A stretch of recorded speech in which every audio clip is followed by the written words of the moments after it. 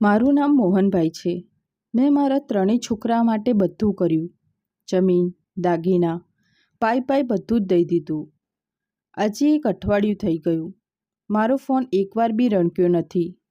અને કાલ મેં મારી વસિયતમાં 6 નામ કાઢી નાખ્યા. હું 93 વર્ષનો થયો હવે. અને અત્યારે મારી ટેબલ પર એક લીલી ફાઇલ પડી છે, જમીનની ફાઇલ. એની પાછળ મારા વકીલના અક્ષરે લખાણ લખેલું છે. નવા નામ ઉમેરાઈ ગયા છે અને જૂના નામ પર લીટા મારી દીધા છે. જ્યારે હું સહી કરતો હતો ને, ત્યારે મારા હાથ ધ્રુજતા હતા, પણ કાળજું જરાય નહોતું કંપી રહ્યું, એકવાર બી નહીં. 95 દિવસ થઈ ગયા.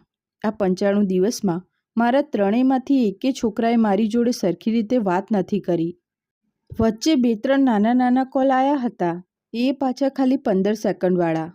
પપ્પા મજામાં ને? સારું, ધ્યાન રાખજો, હું મીટિંગમાં છું. બસ આટલું જ. ના કોઈનો અવાજ, ના કોઈની પાસે સમય. અને આ અઠવાડિયે તો સાવ શાંતિ, કોઈનો ફોન જ નહીં. હું રોજ સાંજે આ જ ટેબલ પર બેસું છું, ચા બનાવું છું, ફોન સામે મૂકું છું ને રાહ જોઉં છું. કેટલીય વાર તો મેં ફોન ઉપાડીને જોયું કે ક્યાંક સાયલેન્ટ તો નથી થઈ ગયો ને, ક્યાંક સિગ્નલ તો નથી ગયું ને.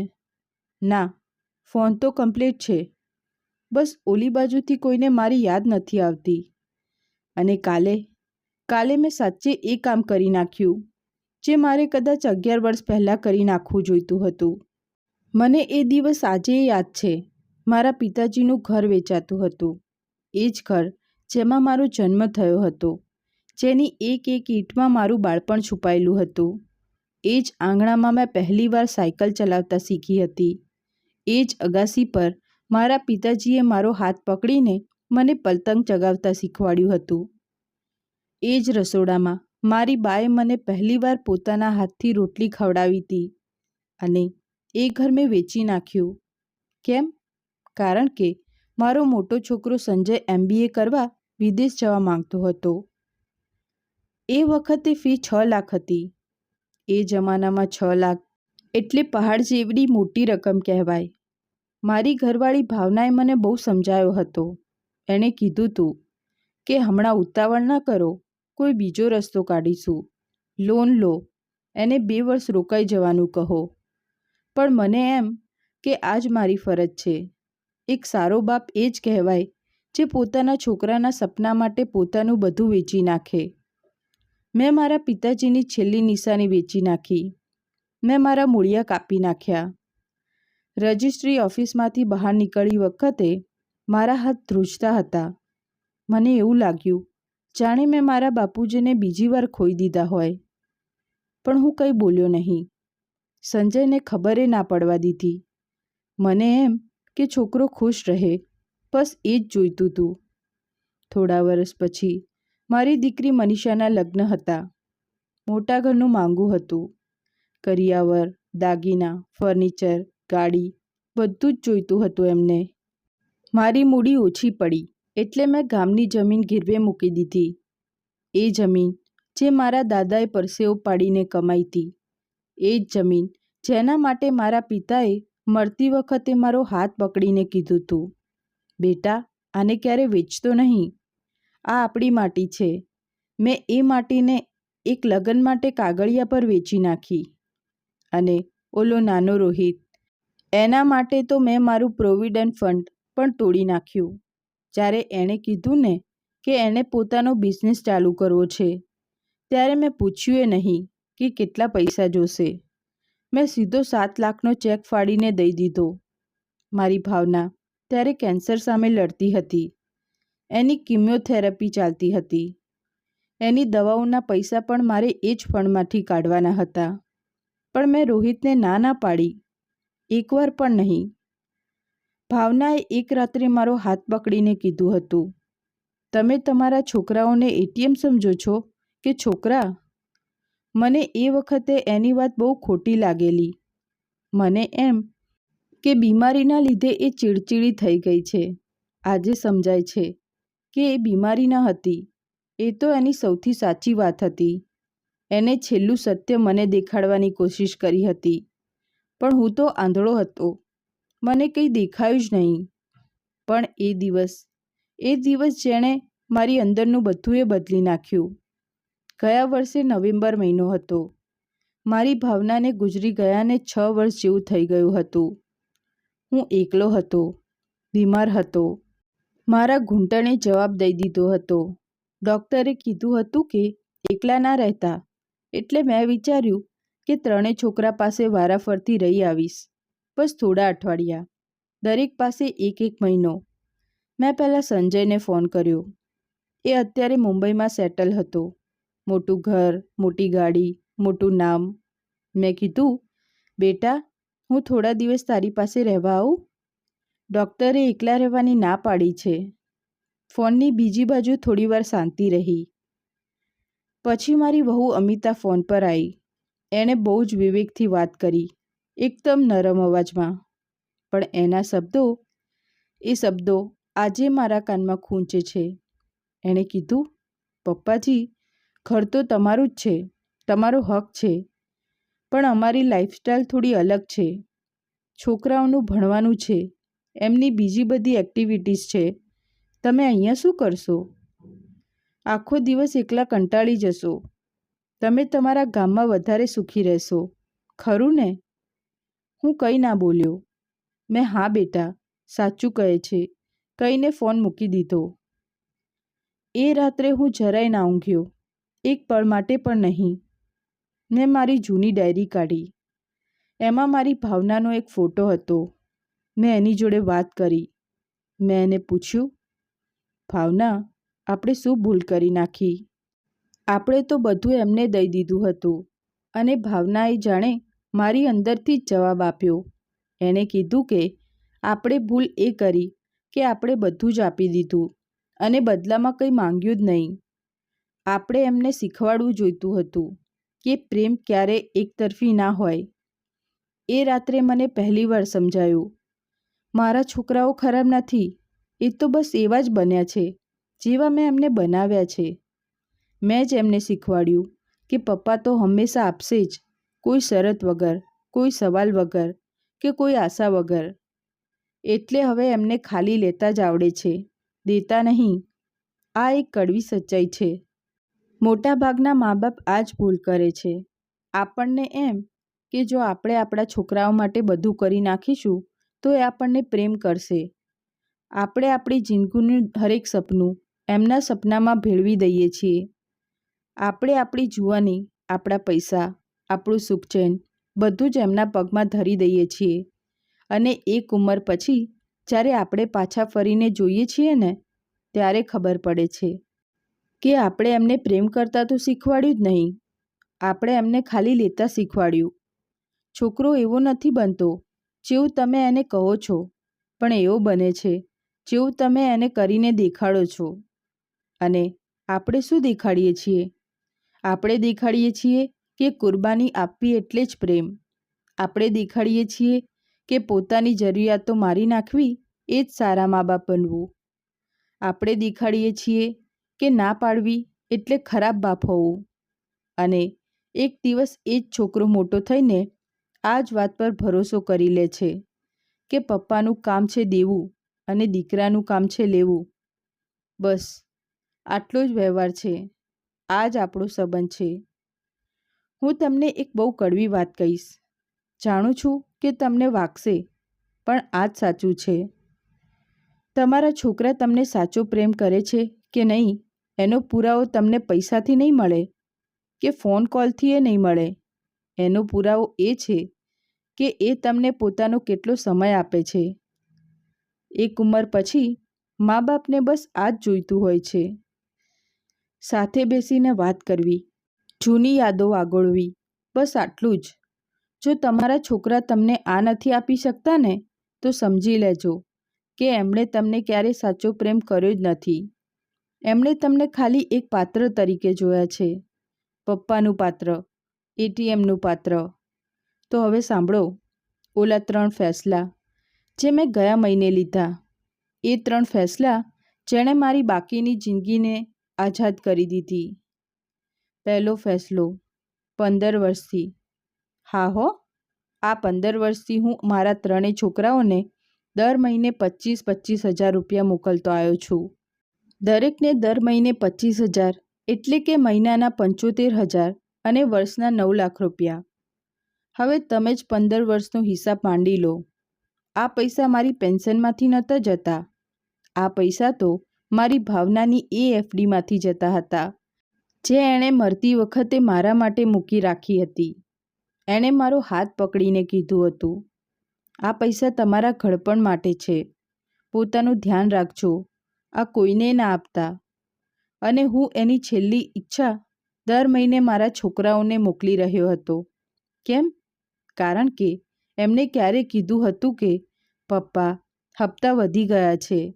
પપ્પા, છોકરીઓની સ્કૂલની ફી વધી ગઈ છે. પપ્પા, બસ આટલું વર્ષ થોડી મદદ કરી દો. બસ આ વર્ષ, પછી આવતું વર્ષ ને એના પછીનું વર્ષ. એમ કરતાં કરતાં 15 વર્ષ વહી ગયા અને આ 15 વર્ષમાં કોઈએ એકવાર પણ ના પૂછ્યું કે પપ્પા, તમે કેવી રીતે મેનેજ કરો છો? તમારે કંઈ જોઈએ છે? ગયા મહિને મેં મારા વકીલ મહેતા સાહેબને તેડાયા. ભાવનાના વખતથી એ જ મારા ફેમિલી લોયર છે. ને એમને કીધું, મહેતા સાહેબ, આવતા મહિનાથી આ પૈસા મોકલવાનું બંધ કરી દો. ત્રણેયના નામ પરથી જ, આજથી જ. મહેતા સાહેબે મારી સામે જોયું ને પછી થોડું મલકાયા. એ બોલ્યા, સાહેબ, આ નિર્ણય તો તમારે 11 વર્ષ પહેલાં લેવાની જરૂર હતી. હું જાણું છું કે 11 વર્ષ પહેલાં લેવો જોઈતો હતો, પણ મનમાં બીક હતી. બીક હતી કે જો મેં પૈસા બંધ કરી દીધા તો એ લોકો મને હજીએ છેટો કરી દેશે.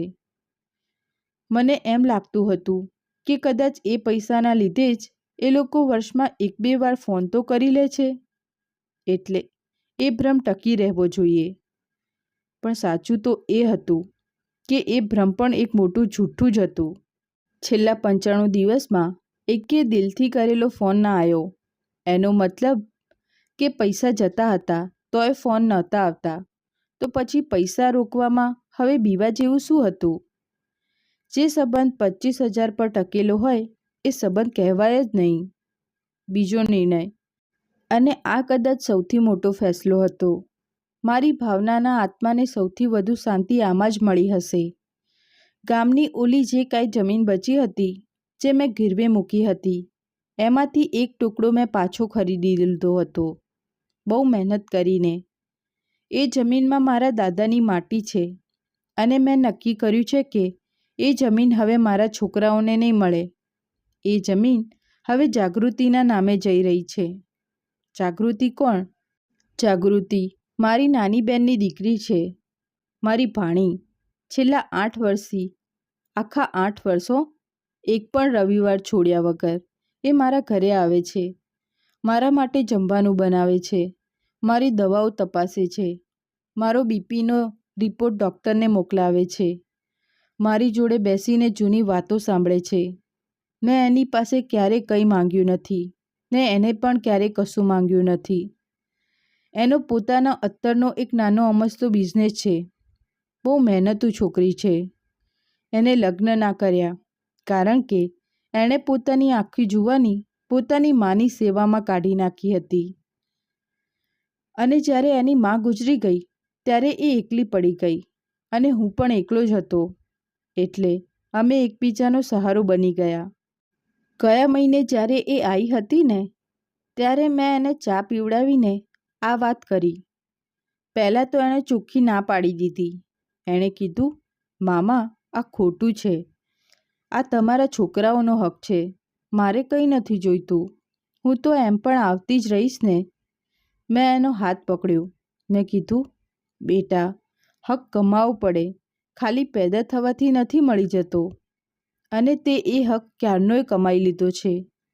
એ રડી પડી હતી, પણ એ આંસુ એવા ન હતા જે લોકો પૈસા જોઈને પાડે છે. એ આંસુ તો પ્રેમ જોઈને નીકળ્યા હતા. એ જ આંસુએ મને પાક્કો ભરોસો અપાયો કે મારો નિર્ણય સાચો છે.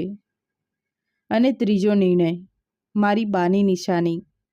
સોનાનો એક સેટ, એક નથણી, 2 બંગડીઓ અને એક હાર.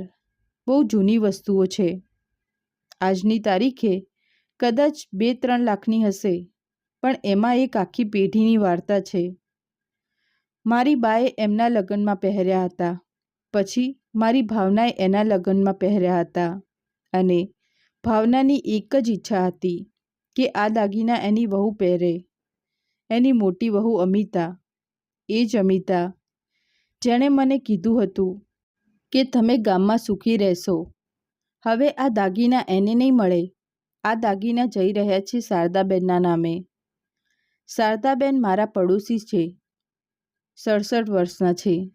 એમના પતિને ગુજરી ગયાને 11 વર્ષ થઈ ગયા છે, અને છેલ્લા 4 વર્ષથી એકે રવિવાર છોડ્યા વગર એ મારા માટે જમવાનું મોકલે છે. એક સ્ટીલના ડબ્બામાં. ક્યારેક મગની દાળ, ક્યારેક બટાકા ગોબીનું શાક, તો ક્યારેક રાજમા ચોખા. જે દિવસે પનીર બનાવ્યું હોય ને તે દિવસે તો એ 2 રોટલી વધારે મોકલે છે, કારણ કે એમને ખબર છે કે મને પનીર બહુ ભાવે છે. એકવાર મેં એમને પૂછ્યું હતું કે શારદાબેન, તમને આટલું બધું કેમ કરો છો? મારું ને તમારું શું સગું? ત્યારે એમણે કીધું હતું, કાકા, મારે એકનો એક છોકરો છે. એની પોતાની જિંદગી છે, પોતાનું ઘર છે, પોતાનો દેશ છે. એ વિદેશમાં છે, અને તમારા જેવા લોકોને જોઈને હું મારી જિંદગીનું પ્લાનિંગ કરું છું. મને ખબર છે કે એક દિવસ હું એકલી પડવાની જ છું, અને ત્યારે કદાચ કોઈ પડોસણ મારા માટે પણ જમવાનું મોકલશે. એ દિવસે હું રડી પડ્યો હતો. જ્યારે એ જતા હતા ત્યારે મેં છાનામાના આંસુ લૂછ્યા હતા. એમને જોયું ન હતું, પણ એ જ દિવસે મેં નક્કી કરી લીધું હતું કે ભાવનાની એ છેલ્લી નિશાની હવે આ જ માણસ પાસે જશે, કારણ કે ભાવનાએ હંમેશા કીધું હતું કે આ દાગીના એને જ આપજો જે દિલથી પ્રેમ કરે, નામથી નહીં કે સંબંધથી નહીં, પણ દિલથી. અને હવે છેલ્લી વાત, મેં મારા હાથે એક ચિઠ્ઠી લખી છે, જૂના સાઈવાળા પેનથી. લખતા 4 દિવસ થયા હતા. એ ચિઠ્ઠી મારી ટેબલ પર પેલી લીલી ફાઇલમાં જ પડી છે. એ ચિઠ્ઠી મારા છોકરાઓને મારા મર્યા પછી મળશે. એ ચિઠ્ઠીમાં મેં એમને ગાળો નથી દીધી, કોઈ ફરિયાદ નથી કરી, કે કોઈ ઇમોશનલ ડ્રામા પણ નથી કર્યો. મેં ખાલી એટલું જ લખ્યું છે, સંજય, મનીષા, રોહિત, મેં તમને એ બધુંય આપ્યું જે એક બાપ આપી શકે. મારા પિતાનું ઘર પણ, મારા દાદાની જમીન પણ, ને મારું પ્રોવિડન્ટ ફંડ પણ. બસ એક રવિવાર અઠવાડિયામાં એક ફોન, વર્ષમાં એક અઠવાડિયું. તમે મને એટલુંય ના આપ્યું. હું તમને માફ કરું છું. મેં તમને એ સમય પણ આપી દીધો જે મારે મારો પોતાનો રાખવાનો હતો. એ સમય જે મારે તમારી માને આપવાનો હતો. એની બીમારીમાં હું એની જોડે ન હતો. હું તો તમારા માટે દોડાદોડી કરતો હતો. બદલામાં મારે તમારી પાસે બસ એક જ વસ્તુ જોઈતી હતી. તમારો કોઈ વાંક નથી. તમને એવા જ બનાવવામાં આવ્યા છે જેવા અમે બનાવ્યા. પણ હું મારી છેલ્લી નિશાનીઓ એમને આપી રહ્યો છું જેમણે મને એ આપ્યું જે તમે ના આપી શક્યા. સમય, સાથ અને એક હૂંફાળો હાથ. તમારો પપ્પા. બસ આટલું જ. 4 પાનાંય નહીં, એક પાનું આખું નથી ભરાયું. પણ આ એક પાનું લખવામાં મારો હાથ દરેક શબ્દ પર ધ્રૂજતો હતો, કારણ કે સાચું લખવા માટે હંમેશા હિંમત જોઈએ, અને એમાંય જ્યારે એ સત્ય પોતાના જ લોહી વિશે હોય ત્યારે તો ખાસ. હવે હું તમને જોઉં છું. તમે જે અત્યારે 40 કે 50 વર્ષના હશો, તમે જે તમારા છોકરાઓ માટે રાત દિવસ દોડી રહ્યા છો, તમે જે એમની દરેક માંગણી પર હા કહી દો છો. તમને એમ લાગે છે કે તમે બહુ સારા મા બાપ બની રહ્યા છો. તમને એમ છે કે તમારા છોકરાઓ એક દિવસ આનું ફળ આપશે. હું તમને એક 93 વર્ષના ડોસાની સચ્ચાઈ કહું છું. તમારો છોકરો તમને એટલો જ યાદ રાખશે જેટલું તમે એને ના કહી હશે, જેટલું તમે એને એ શીખવાડ્યું હશે કે મા બાપ પણ એક માણસ છે, એમની પણ જરૂરિયાતો હોય છે, અને એમનાય સપના હોય છે, એમની પણ એક જિંદગી છે. જે મા બાપ પોતાના બધા જ સપના પોતાના છોકરાઓના નામે કરી દે છે ને, એમના જ છોકરાઓ એક દિવસ એમના સપના પર હસે છે, કારણ કે છોકરો ક્યારેય કોઈની કુરબાનીની ઇજ્જત નથી કરતો. એ તો ખાલી તાકાતની જ ઇજ્જત કરે છે. જો તમે તમારી પોતાની સામે જ નમી ગયા હો તો તમારી સામે પણ કોઈ નહીં નમે. જ્યારે તમે મરશો ત્યારે તમારા છોકરાઓ તમારી વસિયત વાંચશે, 1 અઠવાડિયું રડશે, પછી જમીન વેચી મારશે, તમારો સામાન કચરામાં ફેંકી દેશે અને પછી તમારા ફોટાને ડ્રોઈંગ રૂમમાંથી હટાવીને સ્ટોર રૂમમાં પધરાવી દેશે. તમારી પૂજા ખાલી શ્રાદ્ધના દિવસે જ થશે. બસ આટલું જ. આ કોઈ વાર્તા નથી. આ મારી નજર સામે મેં કેટલાય પરિવારમાં થતું જોયું છે. આ તમારી સાથે પણ થશે. જો તમે એવું ઈચ્છતા હો કે તમારું ઘડપણ મારા જેવું એકલું ના હોય તો આજથી જ એક કામ કરો. પોતાના માટે કંઈક બચાવો, પૈસા બચાવો, સમય પણ બચાવો ને પોતાની જાતને પણ બચાવો. પોતાના જીવનસાથી માટે સમય બચાવો. જ્યાં સુધી એ જીવતા હોય પોતાના દોસ્તારો માટે બચાવો. પોતાના પડોશીઓ સાથે સંબંધ બનાવો. પોતાની ભત્રીજી, ભાણી કે ભાઈ બહેન બધા સાથે સંબંધ રાખો. અને સૌથી જરૂરી વાત, ના પાડતા શીખો. પોતાના છોકરાઓને પણ. હા, પોતાના છોકરાઓને પણ. કારણ કે એક દિવસ એ છોકરાઓ મોટા થઈ જશે અને એમની પોતાની જિંદગી હશે અને ત્યારે તમારી પાસે એ જ સંબંધો બચશે જે તમે તમારી હાની ભીડમાં જોયા જ ન હતા. એ સંબંધો જે નાના હતા, સાદા હતા, પણ સાચા હતા. મારી વાર્તા અહીંયા પૂરી થવા આવી છે. કદાચ થોડાક મહિના, કદાચ થોડા વર્ષ, મને નથી ખબર. 93 વર્ષની ઉંમરમાં એક વસ્તુ તો શીખી લીધી છે કે કંઈક નક્કી નથી હોતું. આજે છીએ ને કાલે ના પણ હોઈએ. પણ મને એક વાતનો સંતોષ છે. મારી છેલ્લી કેટલીક ચીજો એવા હાથોમાં જશે જેમણે મને છેલ્લા દિવસોમાં સાચવ્યો હતો, જેમણે મારા માટે જમવાનું મોકલ્યું, જેમણે મારી સાથે બેસીને ચા પીધી, જેમણે મારી વાતો સાંભળી અને જેમણે મને એક માણસ સમજ્યો, બેંક નહીં. મારા લોહીના સંબંધોએ મને છોડી દીધો, પણ મારા પ્રેમે નહીં. મારો પ્રેમ ત્યાં ગયો જ્યાં એની કદર હતી. અને જો મારી આ વાત તમને ક્યાંય અંદર સુધી વાગી હોય ને તો કદાચ તમારી જિંદગીમાં પણ એવું કોઈ હશે જેને તમે ભૂલી ગયા હશો. કોઈ ઘરડા મા બાપ, કોઈ દાદા દાદી, કોઈ વડીલ કાકા કે કોઈ એકલા માસી. એમને આજે ફોન કરજો, અત્યારે જ. ફક્ત હેલો કહેવા માટે, કંઈ માંગવા માટે નહીં કે કંઈ આપવા માટે નહીં. બસ એટલું કહેવા માટે કે તમે યાદ છો, તમારી વાતો મને ગમે છે અને તમારું હોવું મારા માટે બહુ કિંમતી છે. કારણ કે એક દિવસ એવો આવશે જ્યારે એ ફોન સાચે જ નહીં ઉપડે અને તે દિવસે તમને મારી આ આખી વાત યાદ આવશે. તે દિવસે તમે પણ ટેબલ પર બેસીને તમારો ફોન જોતા હશો અને વિચારતા હશો કે કાશ એકવાર ફોન કરી લીધો હોત. મારો સમય તો હવે પૂરો થવા આવ્યો છે, પણ તમારો હજી બાકી છે. જે વસિયત હું મારા કાગળ પર લખી રહ્યો છું ને, એ વસિયત તમે તમારી જિંદગીમાં લખજો. આજે, અત્યારે ને આ જ પળે નક્કી કરી લો કે તમે કોના માટે જીવો છો, કોના માટે સમય કાઢવો છે અને કોને ના કહો છો, જેથી તમે સાચી જગ્યાએ હા કહી શકો. કારણ કે છેલ્લે તો આ જ અસલી વારસો છે. પૈસા તો વસિયતમાં જાય, પણ પ્રેમ તો જીવતા હોઈએ ત્યારે જ વહેંચાય છે. મારી વાર્તા અહીંયા પૂરી થાય છે. તમારી વાર્તા અત્યારે શરૂ થઈ શકે છે. મિત્રો, આ વાર્તા ખાલી એક પિતાની વ્યથા નથી, પણ આપણા સૌ માટે એક અરીસો છે. વસિયતમાં લખેલા પૈસા તો કદાચ કોઈના કામમાં આવશે, પણ જીવતે જીવ આપેલો સમય જ સાચી મિલકત છે. આજે જ તમારા વડીલોને ફોન કરજો. કંઈક માંગવા માટે નહીં, પણ ફક્ત એમનો અવાજ સાંભળવા માટે. તો આ હતી આજની વાર્તા. પિતાના નિર્ણય વિશે તમારું શું કહેવું છે? કમેન્ટ બોક્સમાં જરૂર જણાવજો. જો આ વાત તમારા દિલને સ્પર્શી હોય તો પ્લીઝ વિડીયોને લાઇક, શેર કરજો અને અમારી ચેનલને સબસ્ક્રાઈબ કરજો. તો ચાલો ફરી મળીએ એક નવી વાર્તા સાથે. જય શ્રી કૃષ્ણ.